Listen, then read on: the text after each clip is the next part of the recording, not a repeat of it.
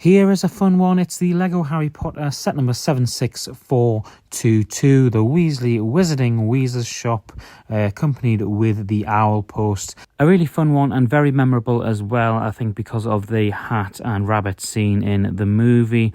What I really like about these Harry Potter sets, more so than, say, Star Wars, is the amount of figures that you get in each set. For this sort of £80-90 set, you're going to get 7 figures, which you'd only see really 5 or so in a Star Wars set, and we're going to go straight into them, starting with what could be described as a bit of a throw-in, which is the owl post worker, and you obviously get a letter and a wand with her as well.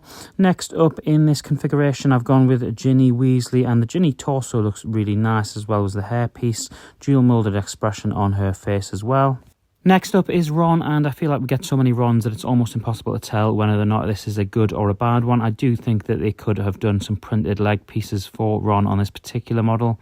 Next up is Romilda Vane, and the best thing about this character is not only the fact that she's got a dual moulded headpiece, but the fact that you can see there the printed tile in her hand, which represents the chocolates or the sweets that she uses to try and seduce Harry. Next up on the same theme is Lavender Brown, and I really like her torso hoodie zip print here, and you've also got a dual moulded headpiece. And I've left it inside the building, but you can see on the box artwork the little love potion that she can be accessorized with. And last up, we've got Fred and George, starting with Fred first. 2 expressions, which is pretty cool, and he can be differentiated from George by the fact that he has the green and George has the orange silhouette inside of the brown suit piece. George also has the darker wand piece as well, and that's enough of the characters. Let's get into this build, which looks fantastic from the outside. I love the colouring of this model, and I love the recreation of the Weasley head and arms coming out of the building. I think it looks pretty good. My only gripe with this particular set is that it isn't more modular style on the inside, that we don't quite get a full circumference of a building. I would prefer that, but obviously I do understand for the price point against the Diagon Alley set why it isn't as quite filled out in the back. The owl post suffers from the same issue as well, and it looks great from the front. You've got a functioning door and window, and you can get the worker inside as well. There's some really nice touches throughout. However, obviously there's not a lot of space on the inside for you to do anything with, but you can see the 2 Technic pin pieces there, so it can be connected up to other things, and as you can see, you can get the worker inside there as well.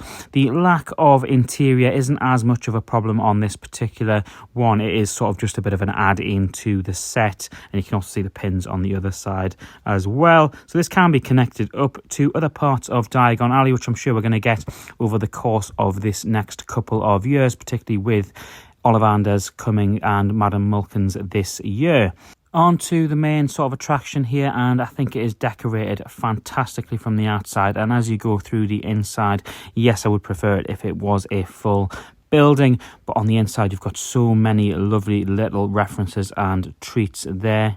You've got references to the sticky trainers as well as the nosebleed nougat, and you can also see the Peruvian instant darkness powder. Lots of little lovely touches with the 1 and 2 stud pieces, and as you can see as well, you've also got umbrage across the top there with the 2 cauldron pieces coming. So in terms of actual sort of likeness to the film, I think they've done a fantastic job of making it look really fun, really lively, and really sort of movie accurate in a certain sense. Would I have liked some of the stairs that you see in the middle of the film? Yes, I absolutely would have loved to have seen them incorporate some sort of stairway in the middle of the shop. And the arm piece with the hat on it can be moved, and the rabbit can also be removed as well, just to recreate that moment from the film, which I think is a really nice touch. Overall, I absolutely love this. I think it looks fantastic. I've already got it on display and it looks great, and it's made me very excited to get hold of Ollivanders and Madame Mulkins in the coming weeks. A set that's releasing this summer, and one I will probably review